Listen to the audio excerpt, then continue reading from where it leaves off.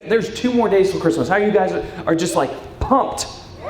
Yeah. This is like I say this about a lot of times of year, but this is legit one of my favorite times of year. And it's one of those times that like I thought as a kid I would grow up to adulthood and like not really care that much anymore because, I mean, yeah, there's the lights and everything and the presents, but I'm an adult. I'm the one who buys the presents now, not the one who gets them. So for me, I was like, you know, when I get to adulthood, it's not going to be all that fun. And I love my family. We still get each other gifts, but when I go to my in-laws' house, it's almost like I'm a kid again, and I get Christmas gifts all over again, as if I were a kid, and it's super fun. Not that that's the important part about Christmas, but it makes me giddy, and it makes me giddy to know I'm going to spend time with family. I spent Thanksgiving with my family. We're going to spend Christmas with Chelsea's family, and I'm just super excited for this time of year because it's that time off of school or off of work where you get to just relax and spend time with the people that you love. In fact, this pretty much describes how I feel about Christmas. Let's watch this real quick. Wow! What's this? This is the North Pole. No, it's not. Yes, it is. No, it's not. Yes, it is. No, it isn't. Yes, it is. No, it isn't. Yes, it is. No, it's not. Where's the snow? Why are you smiling? I just like to smile. Smiling's my favorite. Make work your favorite. That's your favorite. Okay. Work is your new favorite. Fine. Time for the announcement. Okay, people, tomorrow morning, 10 a.m., Santa's coming to town. Santa! Oh my God! Santa here? I know him. I know him. You'll be here to take pictures with all the children. Yeah. Just keep your receipts. 10 a.m. tomorrow. 10 a.m. tomorrow. Santa's coming to town. Yes. Oh, hi. Santa's coming.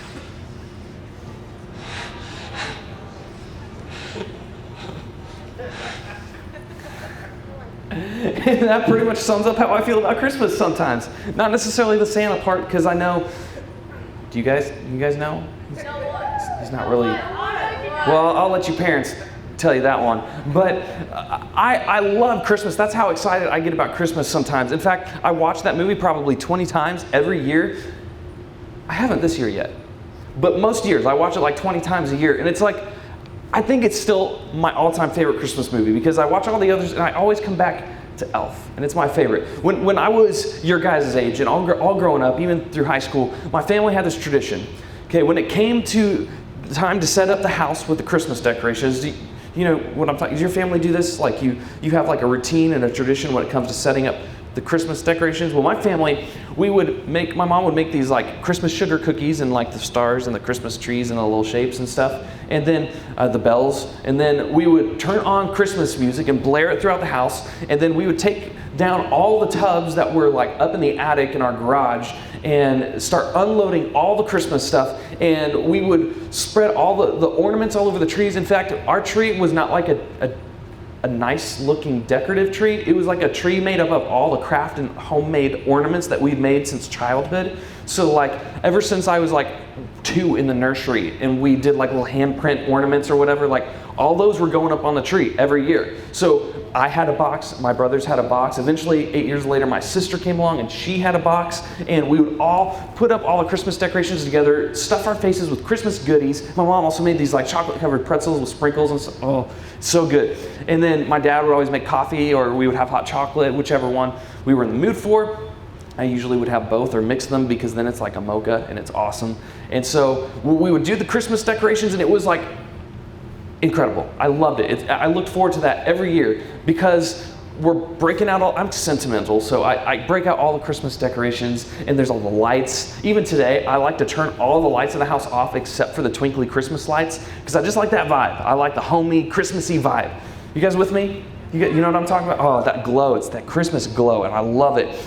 But if I were to ask you right now what Christmas is all about, you'd probably tell me it's about Jesus. Good job. Sunday school answer. You'd probably tell me that, and you'd be absolutely right. But if we're being really honest, myself included, sometimes I think for a lot of us, Christmas may be less about Jesus and more about us. In fact, we get caught up in all the traditions and all the stuff that makes us excited, which there's nothing wrong with those things, but sometimes when we think Christmas, we think those things, and we don't necessarily think about what Christmas is actually all about, why we have this hope, why we're celebrating to begin with. And it's really easy to kind of forget those things. I think for me, it's just because this time of year, the Christmas music starts playing in stores, there's all the lights everywhere. In fact, I love the Franklin holiday lighting. I said it a couple weeks ago, but this was my first year. This is my third year here in Franklin, but my first year to actually go and partake in the holiday lighting downtown. It's just amazing. I love it. I love the traditions. I love this whole time of year, but those all can kind of overshadow why we're actually here. In fact, we can get caught up in the busyness and the excitement that we forget what we're actually excited about. You know, when we focus Christmas so much on ourselves that we forget to find the joy in what Christmas is actually all about. And that can be the real temptation for a lot of us. So kind of the story I want to share with you this morning is one that you've probably heard, one that you're probably familiar. In fact, it's one that you probably hear about every year when it comes to Christmas. But I want to tell it from a little bit of a different perspective. See, I'm going to tell you about the villain in this story. And he's going to be our main character today. Our villain is the guy, he's so evil. In fact, he was responsible for killing anybody who came close to his throne, that tried to overtake him or tried to pose a threat against his leadership as king. And so this guy, and this is no fairy tale, this is real life. He killed his brother-in-law, he killed his father-in-law, he killed 3 of his 10 wives, and he killed 2 of his own sons. This guy's just, you get in my way, I'll kill you, literally. Like your parents ever joke with you, like, stop it or I'll kill you. Like this guy was serious. Can you imagine having a parent that was like, no, literally, I will kill you. And he did. This dude was evil. We're going to talk more about the other people he killed. But this guy is no fairy tale, no joke. If you look in history, he actually existed. And he actually is known for doing these things in secular accounts outside of the Bible. And that is King Herod. King Herod was a bad dude. If you ever were like a part of a Christmas play, you don't want to be King Herod. Don't try out for that part. And if you do, get used to people hating you because that's the part you're signing up for. This was a bad dude. And so he's known for just being ruthless and killing anybody. He was the king of the Jews. And nobody got in his way. His whole world kind of revolved around himself. Everybody lived and existed to serve him. His world revolved around him. The earth didn't revolve around the sun. There was none of that. It was just everything in the universe revolved around him and him only. And that is what he was concerned about. And so this is where the story picks up, where we're going to pick up today. Matthew chapter 2, verse 1.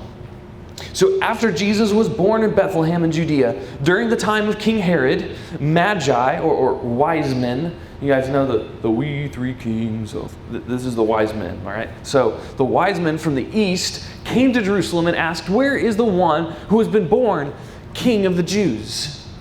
And they're talking to Herod right now, who is actually the legitimate king of the Jews right now. Where's the one who has been born King of the Jews? We saw his star when it rose and have come to worship him. Now, as you can imagine, when King Herod heard this, he was disturbed, and all of Jerusalem with him. You know why? Because here's yet another threat to his throne. People are coming to worship this little baby Jesus and not him. How do you think that made Herod feel?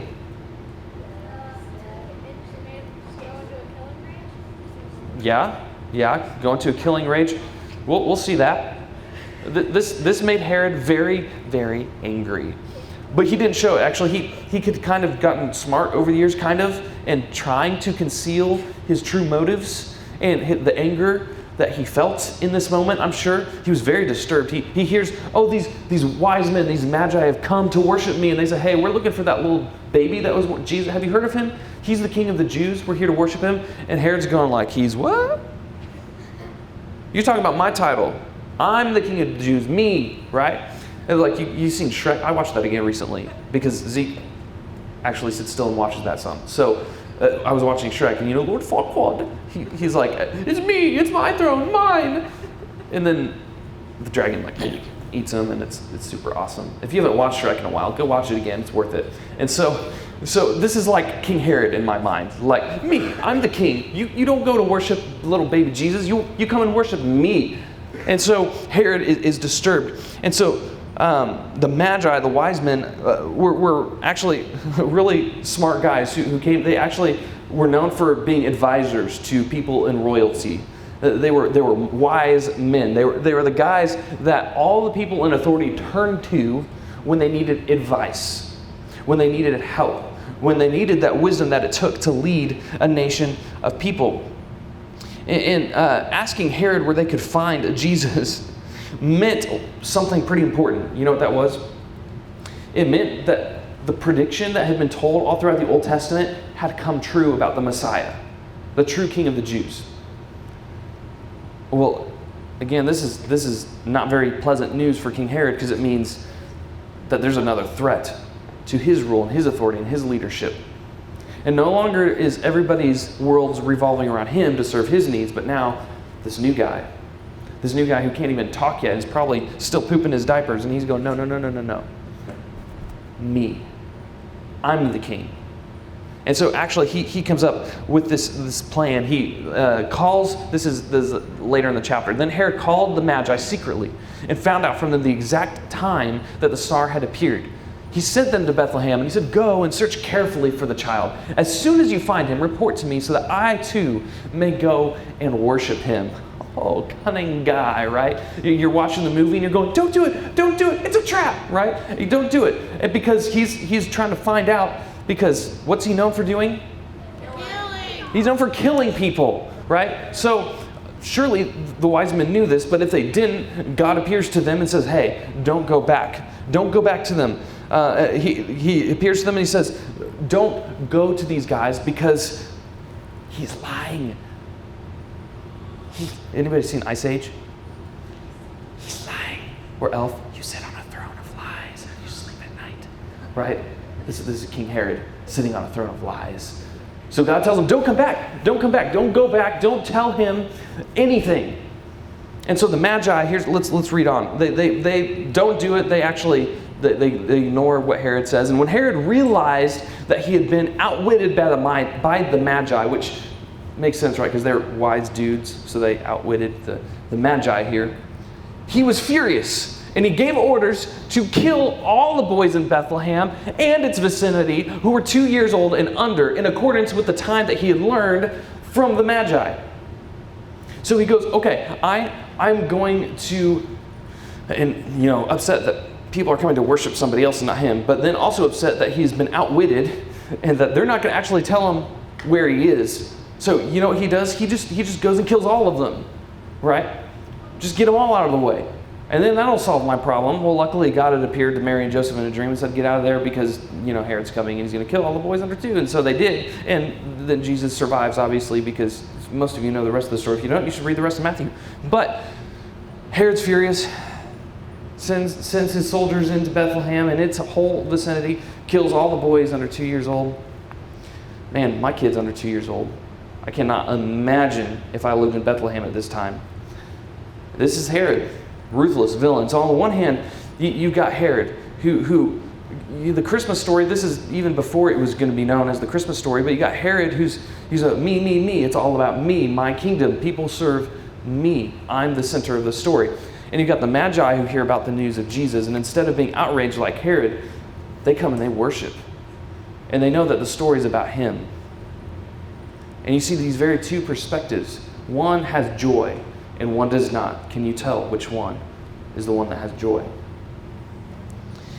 Now, if we're honest though, and this is where I'm going to step on your toes a little bit, but if we're honest, when you and I tell the story about Christmas, we like to think about the shepherds in the field and the sheep, and we think about the wise men who come, and we think about little Mary and Joseph and Jesus in the manger, and we think about who would we were like, well, I'm probably like Joseph, or no, I'm like Mary because I've followed Jesus wholeheartedly, and I hope I would be found in God's sight to be that way. But if you and I were honest and we were cast to play the roles in this story, you know what you and I would be cast to play?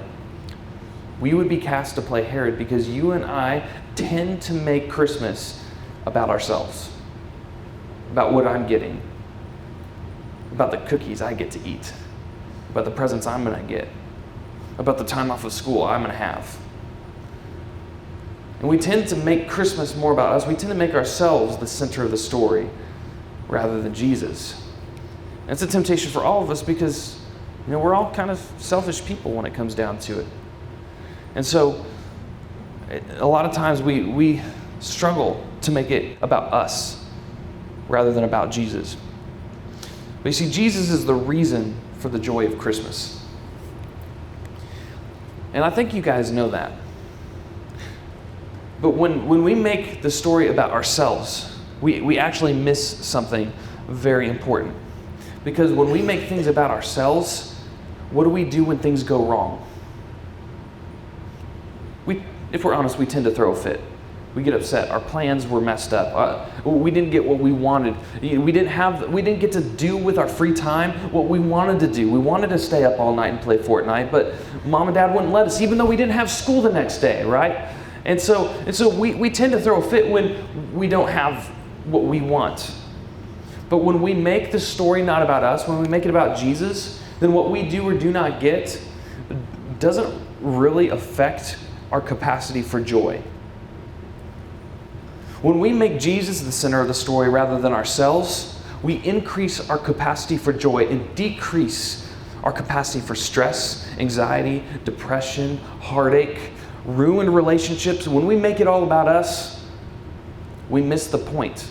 When we're chasing our own happiness, it's like chasing the wind. We're never going to find it. But when we make chasing after Jesus the center of our story, and when people say your name, and they automatically make it synonymous with Jesus, because when they see you, they see kindness, they see love, they see generosity, they see someone who doesn't care what other people think. They see someone who cares about them. When people hear your name and it's synonymous with Jesus, that's a good thing. But when people say your name, what do they think of?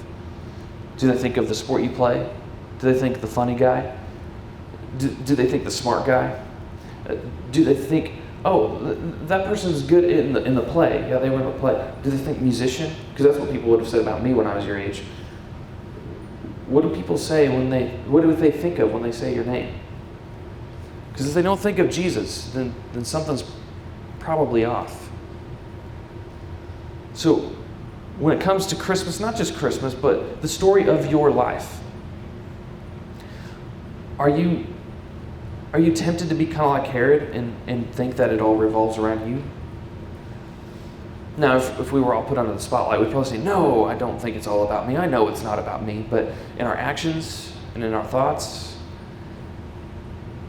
maybe a little bit. And so my challenge to you would be to remember that Jesus is the reason for the joy that we have, not just at Christmas, but especially at Christmas. And so just a couple pointers for you guys. If this is something that you're wrestling with, I want you to identify what it is that you think about when you think about Christmas time. Is it the gift? Is it Santa? Is it Elf? For me, it's kind of Elf. But identify what those things are when you think of Christmas. And then secondly, make the conscious effort to redirect your thoughts to remember, no, this isn't about you. This isn't about those things. It's about Jesus himself. Because when we make Jesus the center of the story, we increase our capacity for joy. So as you guys get ready to go into your small groups, think about this question. How might my Christmas be different if I focused on Jesus rather than myself?